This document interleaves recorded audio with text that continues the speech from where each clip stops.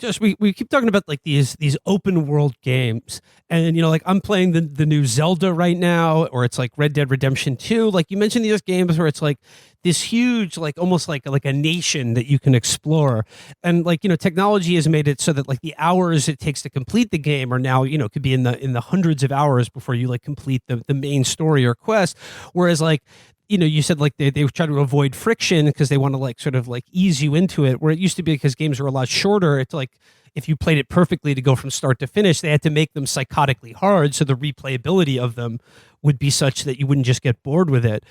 But I'm interested in like the concept of these open world games in which the goal is not really to complete the story or to beat the game, but it is, like you said, to just sort of exist in this parallel universe where you can just kind of hang out and vibe. And I'm wondering, like, when you're working on Fallout New Vegas, like in creating these kind of parallel realities to our own, like how do you I mean, Felix mentioned the card game that you created for Fallout New Vegas, which sort of like sort of transfers into our own real world. But like, what do you make of this this trend in in all entertainment, but video games especially, to create sort of places that are not real where you can hang out and sort of live a parallel life? Yeah, I mean it's it's sort of an aspect of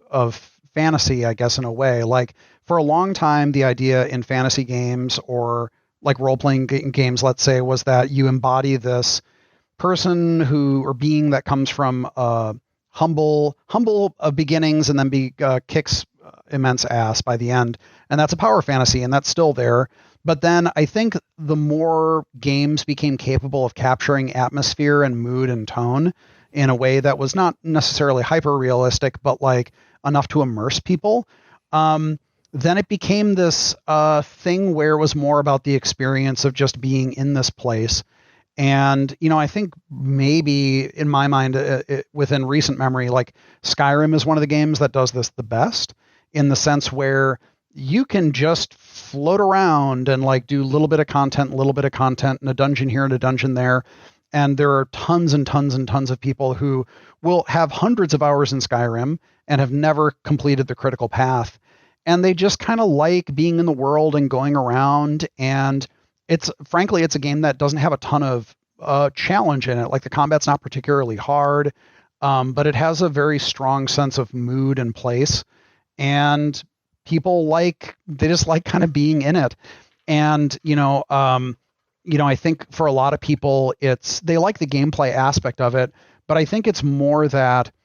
the gameplay loops kind of just put your brain, I know this sounds like weird maybe, but it just puts your brain into a different state. Like I'm looking around, I see a landmark, I go towards it, I have a combat, I think about combat stuff. Now I'm looting, now I'm overburdened, I go into my inventory, I bump some stuff out, I craft a thing, I enchant a thing, I'm out, now I look for a landmark, I go to that. And so they just get into this weird state of kind of flowing from location to location and engaging in this loop of gameplay that is not super challenging, but it is mentally stimulating enough that it's not like you're just looking at a screensaver or in a walking simulator, but it is kind of just putting your mind, like whatever stresses you have, you kind of just go into this space and chill out and enjoy that experience. And I think that's why a lot of people get into open world stuff, is because they can kind of direct their own experience.